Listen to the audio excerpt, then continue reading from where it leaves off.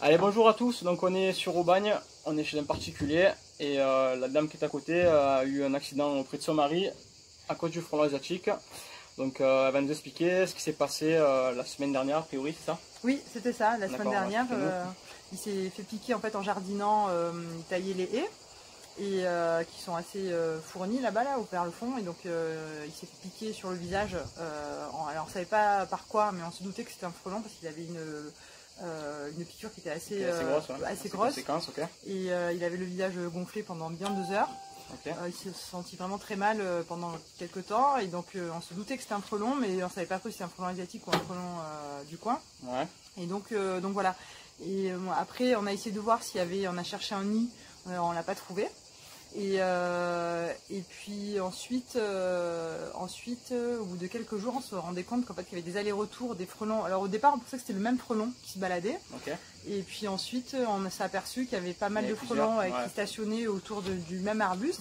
Et donc là mon mari il a cherché un peu mieux en faisant bien évidemment attention. Et puis ensuite il s'est aperçu que vous avez vu la boule à l'intérieur. Ouais, une très grosse boule de la taille d'une tête. Okay. Du coup vous avez fait quoi comme une fois la piqûre qui a été auprès de votre mari, vous avez mis quoi du produit en fait il a absorbé de l'anti-histaminique, exactement. Okay. Ouais. Celui comme qui se pour ma fille d'ailleurs qui fait des allergies aux guêpes.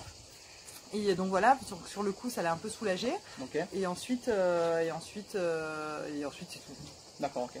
Bon, après on va rappeler, donc dès qu'il y a une piqûre, que ce soit par une abeille, une guêpe, un frelon européen, un frelon asiatique, donc c'est une piqûre d'hyménoptère, la première chose à faire c'est de mettre de la chaleur au niveau de la piqûre. D'accord, le venin est thermolabile, c'est-à-dire qu'il va s'inhiber sous l'effet de la chaleur, donc soit passer la partie qui a été impactée par la piqûre sous de l'eau chaude ou avec un sèche-cheveux par exemple.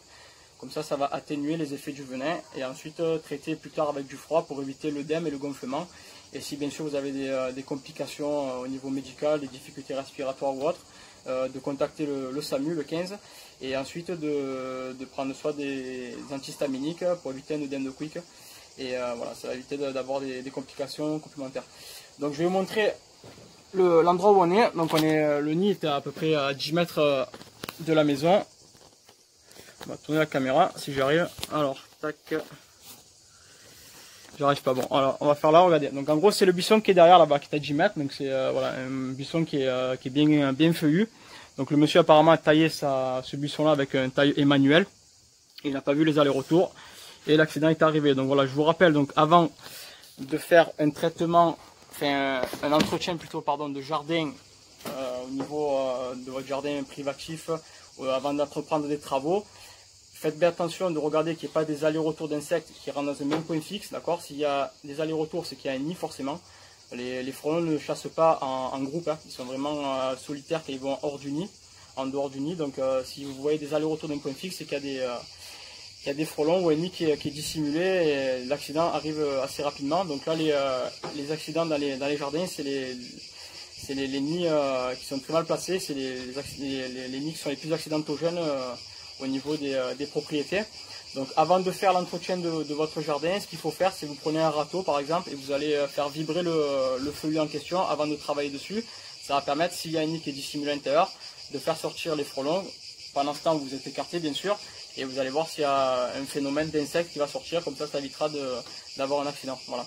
Bon, je vais couper la vidéo, on va faire pause, et après je vais remettre la vidéo le temps du traitement du nid. Allez, c'est parti. Donc là on va aller découvrir le nid que le monsieur a subi la piqûre. Donc il est situé dans cet arbuste là. Donc on va voir exactement où il est.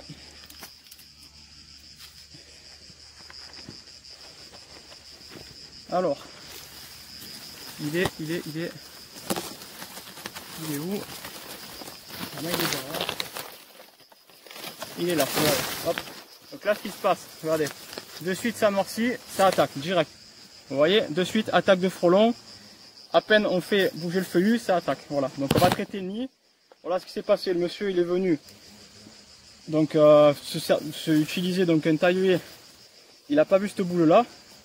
Et de suite regardez tout ce qui sort. Et là autour de nous, voilà, ça attaque pas mal. On a des frelons, comme vous pouvez voir. Donc là j'ai déjà au moins une vingtaine qui ont essayé de me piquer. Donc c'est très accidentogène. Donc là on va traiter le nid, on va mettre la poudre à l'intérieur, ok. On va laisser le nid en place au moins 3 jours minimum. Ne jamais retirer le nid de suite. Si vous retirez le nid de suite, ce qui se passe, c'est que d'autres frelons vont revenir au nid et n'auront pas de surface sur laquelle se traiter. Et il y a un risque qu'un nid se reforme à nouveau. Donc il ne faut jamais enlever le nid de suite. Donc c'est pour ça, faites appel à un professionnel. Faites pas n'importe quoi parce que c'est encore pire. Vous allez avoir d'autres frelons qui vont proliférer. Il va y avoir d'autres nids qui vont encore se former aux alentours de celui-ci. Ce qu'on appelle des nids satellites. Voilà. Donc merci de partager la vidéo. On va voir ensemble, on va traiter le nid. On va bien mettre 3 tonnes de poudre. On met un tanké à l'intérieur. On pulvérise. Ici. Voilà, le point d'entrée et c'est bon. Voilà. Allez, à bientôt.